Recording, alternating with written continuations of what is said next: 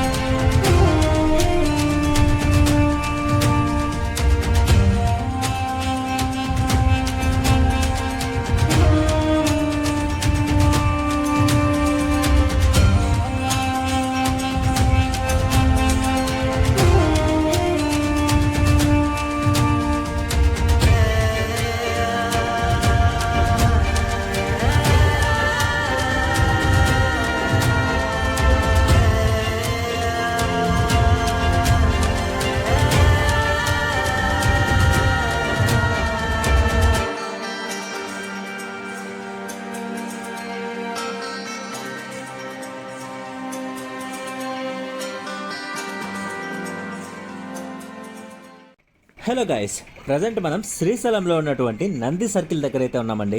Nandi circle దగ్గర నుంచి పాతాళ గంగ వచ్చేసి వాకబుల్ డిస్టెన్స్లోనే ఉంటుంది. సో నడుచుకుంటూ అయితే వెళ్తున్నాను. ఇదేనండి నంది సర్కిల్. ఎర్లీ మార్నింగ్ అవ్వడంతో రష్ అంతగా లేదు. ఇప్పుడు మనం వెళ్తున్న పాతాళ గంగలో ముందుగా స్నానాలు చేసిన తర్వాత మల్లికార్జున స్వామిని దర్శించడానికి వెళ్తారండి. ఈ రూట్లో స్ట్రైట్గా వెళ్తే మనం పాతాళ గంగకైతే చేరుకుంటామండి. ఇక్కడ కనిపిస్తున్న ఈ ఆర్చ్ గుండా వెళితే మనకు కళ్యాణకట్ట అయితే వస్తుందండి. అలాగే సింగిల్ గా ఎవరైనా శ్రీశైలానికి వచ్చి ఎక్కడ ఉండాలో తెలియని వాళ్లకు ఇక్కడ 2 డార్మెటరీలు కూడా ఉన్నాయండి. బెడ్స్ రీజనబుల్ ప్రైస్ లోనే దొరుకుతాయండి. ఇదేనండి కళ్యాణకట్ట. ఇక్కడ స్వామివారికి తలనీలాలు సమర్పిస్తారండి. తలనీలాలు సమర్పించిన తర్వాత పాతాళ గంగకు వెళ్లి స్నానాలు అయితే చేస్తారు. ఈ కళ్యాణకట్టను ఆనుకునే మనకు డార్మెటరీస్ ఉంటాయండి. ఇప్పుడు మనం చూస్తున్నది పాతాళ గంగకు చేరుకునే నడకదారండి.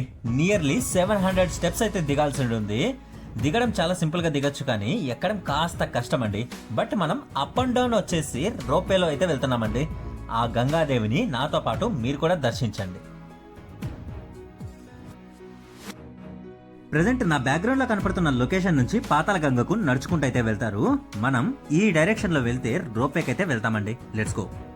హార్ట్ ప్రాబ్లమ్స్ ఉన్న వాళ్ళు మాక్సిమం నడక మార్గాన్ని అయితే పూర్తిగా అవాయిడ్ చేయండి. ఎందుకంటే 700 స్టెప్స్ కంటిన్యూగా దిగాలంటే కాస్త ప్రాబ్లం అయితే అవుతుందండి. సో నడక మార్గాన్ని పూర్తిగా అవాయిడ్ చేసేసి రోప్వేకి అయితే ప్రిఫర్ చేయండి, చాలా బాగుంటుంది. ఇక రోప్వేకి అయితే మనం టికెట్ తీసుకోవాల్సి ఉంటుందండి. టికెట్ తీసుకున్న తర్వాత మిగతా విషయాలు అయితే మనం తెలుసుకుందాం. ఫైనల్గా రోప్వేకి అయితే టికెట్ తీసుకున్నాము. టికెట్ ప్రైస్ వచ్చేసి 80 రూపీస్ పర్ హెడ్. ఇక లోపలికి వెళ్ళి ఈ రోప్వేని ఎక్స్పీరియన్స్ చేద్దాం పదండి. రోప్వేకి టికెట్ ప్రైస్ వచ్చేసి 80 రూపీస్ అని చెప్పాను, కానీ అప్ అండ్ డౌనా లేక ఓన్లీ కిందకి వెళ్ళడానికి అని అయితే చెప్పలేదు కదా. ఇప్పుడైతే ఫుల్ క్లారిటీ ఇస్తానండి. అప్ అండ్ డౌన్ వచ్చేసి 80 రూపీస్ అండి. కిందకు ఒకటే వెళ్ళాలంటే 60 రూపీస్ అయితే తీసుకుంటారండి. చాలా ఖాళీగా ఉంది, జనాలు అంతగా అయితే లేరు. సో డైరెక్ట్గా వెళ్ళొచ్చని నేను అనుకుంటున్నానండి. ఇద్దరికి ఒకటే అండి, ఇద్దరికి ఒకటే టికెట్, ఇద్దరికి ఒకటే చెప్పేదే. ఓకే అండి.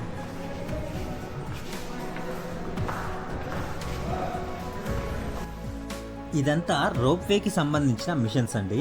ఇక్కడ ఉన్న ఈ పెద్ద వీల్ తిరగడం ద్వారా ఈ కేబుల్ కార్స్ అయితే మనకు మూవ్ అవుతాయండి.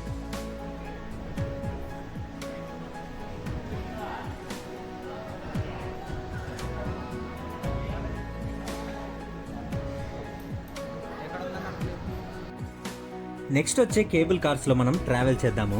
లొకేషన్స్ మాత్రం చాలా ఎక్సలెంట్గా ఉన్నాయండి. 2 కొండల నడుమ అయితే మనం ట్రావెల్ చేయాల్సి ఉంటుందండి. చాలా అంటే చాలా బాగుంటుంది. ఫైనల్గా మనం వెళ్ళబోయే కేబుల్ కార్స్ అయితే వచ్చేసాయండి. ఫుల్ ఎగ్జైట్మెంట్గా అయితే ఉన్నాను. మన రోప్వే కూడా స్టార్ట్ అయ్యిందండి. మొత్తం ఎక్కడ చూసిన గ్రీనరీ చూడటానికి చాలా ఎక్సలెంట్గా ఉందండి.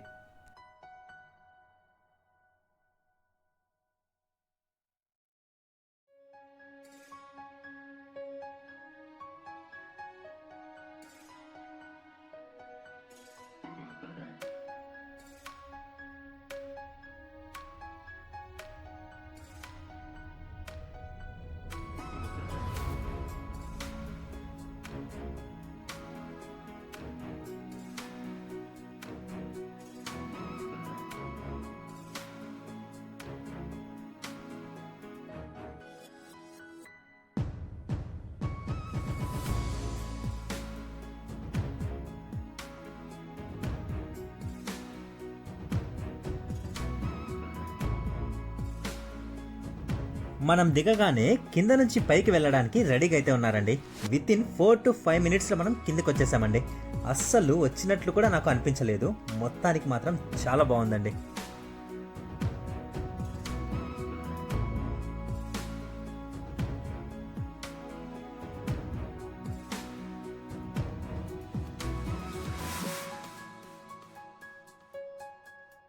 క్యూ లైన్ హెవీగా ఉంటుందని చెప్పేసి కాస్త లేట్ అవుతుందని అనుకున్నాను. బట్ లోపలికి రాగానే వెంటనే పంపించేశారు.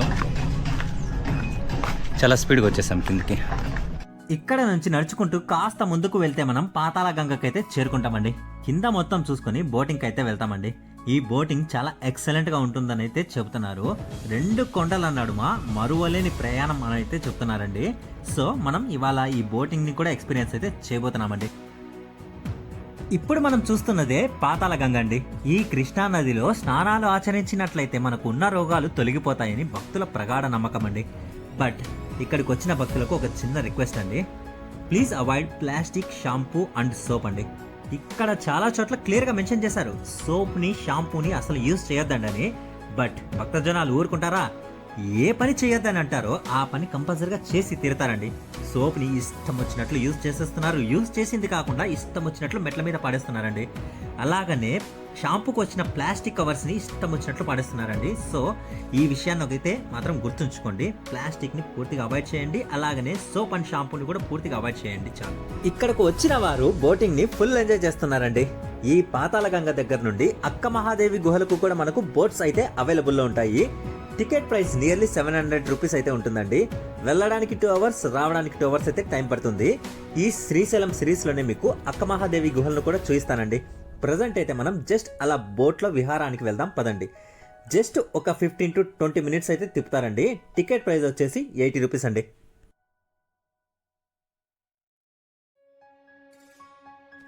నా బ్యాక్గ్రౌండ్లో దూరంగా శ్రీశైలం డ్యామ్ గేట్స్ అయితే చాలా క్లియర్గా కనిపిస్తున్నాయండి. లొకేషన్ మాత్రం సూపర్గా ఉంది. ఇక బోటింగ్కి అయితే వెళ్దాం పదండి. ఇక మన బోట్ జర్నీ అయితే స్టార్ట్ అయిందండి. మంచి విజువల్స్ కనిపిస్తాయని ముందరనే కూర్చొని ఉన్నాను. ఈ బోటింగ్కి టికెట్స్ వచ్చేసి పాతాళ గంగ దగ్గరనే ఇస్తారండి. మళ్ళీ చెబుతున్నాను, టికెట్ ప్రైస్ వచ్చేసి 80 రూపీస్ పర్ హెడ్ అండి. ఇప్పుడు మనం 2 టాపిక్ల గురించి అయితే డిస్కస్ చేద్దామండి. మొదటిది, ఈ పాతాళ గంగలోని నీరు ఎందుకు పచ్చగా ఉన్నాయి. రెండవది, అసలు ఈ పాతాళ గంగలో ఇప్పటికీ ప్రాణాలతో ఉన్న నంది ఉంది అని అంటారు. అసలు ఆ నంది ఇక్కడకు ఎలా వచ్చింది, ఆ నంది పేరు ఏంటి అన్న విషయాలను మనం తెలుసుకుందాం. ఈ పాతాళ గంగలోని నీరు ఎందుకు పచ్చగా ఉందన్న విషయాన్ని మనం ముందుగా సైంటిఫిక్ ప్రకారంగా అయితే తెలుసుకుందాము. కొన్ని ప్రాంతాలలో నీరు ఆకుపచ్చగా కనిపిస్తుంది. ఎందుకంటే ఆ నీటిలో క్లోరోఫిల్ కలిగిన మైక్రోస్కోపిక్ ప్లాంట్స్ అలాగే ఆల్గే వల్ల వాటర్ మనకు గ్రీన్ కలర్లో అయితే కనిపిస్తాయండి. ఇది వచ్చేసి సైంటిఫిక్ రీజన్.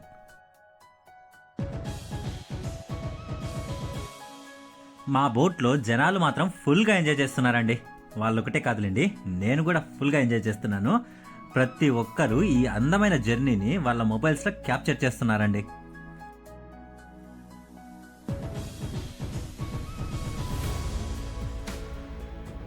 ఇక మన పురాణాల ప్రకారం ఈ నీళ్లు ఆకుపచ్చగా ఎందుకు ఉందన్న విషయం మనం తెలుసుకున్నట్లయితే, పూర్వం చంద్రగుప్త మహారాజు అనేక సంవత్సరాలు యుద్ధం చేసి విజయాలతో తన రాజ్యం చేరతాడు.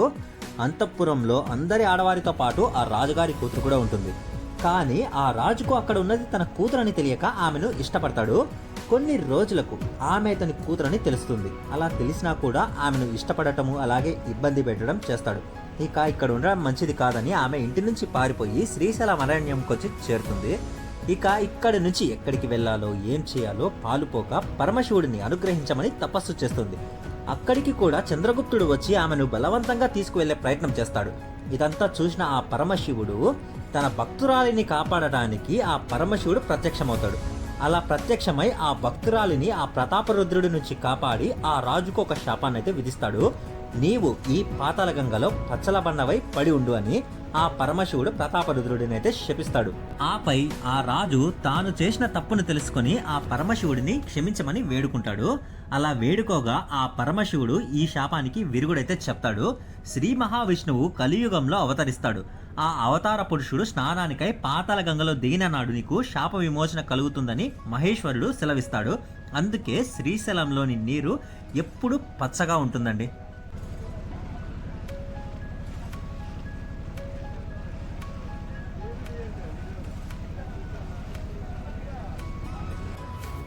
ఈ పాతాళ గంగలో ప్రాణాలతో ఉన్న నందీశ్వరుడు ఉన్నాడని మన చరిత్ర చెబుతుందండి. ఇక ఆ నందీశ్వరుడి గురించి మనం మాట్లాడుకున్నట్లయితే పూర్వం శ్రీశైలగిరి ప్రాంతంలోని బ్రహ్మగిరి సమీపంలో ఒక మహాశివభక్తుడైన విశ్వబ్రాహ్మణ అనే మహాశిల్పి ఉండేవాడు. ఆయన తన శిల్పకళా నైపుణ్యంతో 60 రోజులలో 2 మహత్తరమైన నందులను తయారు చేశాడు. కవలపిల్లల్లా ఒకే రూపంలో ముచ్చటగా ఉన్న నందులను చూసి ఆనందించాడు.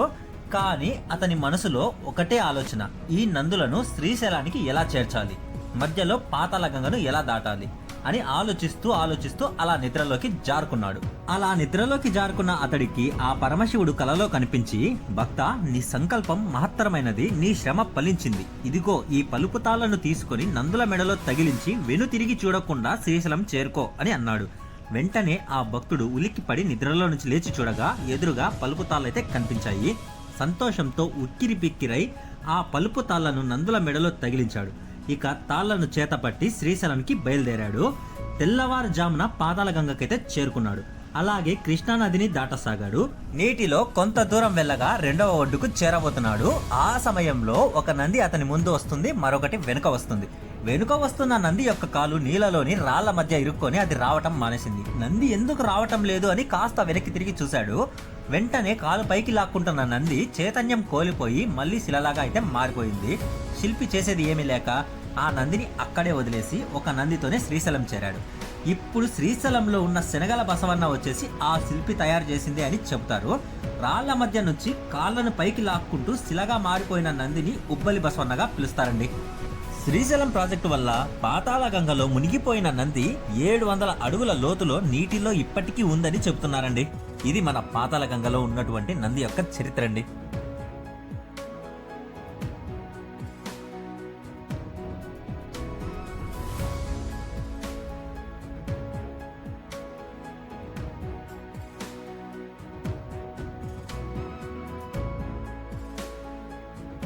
ఇక ఈ పాతాళ గంగలో బోటింగ్ వచ్చేసి నియర్లీ ఒక 15 మినిట్స్ ఉందండి. డెఫినెట్గా మీరు కూడా ఈ పాతాళ గంగకు వచ్చినప్పుడు ట్రై చేయండి, చాలా బాగుంటుంది.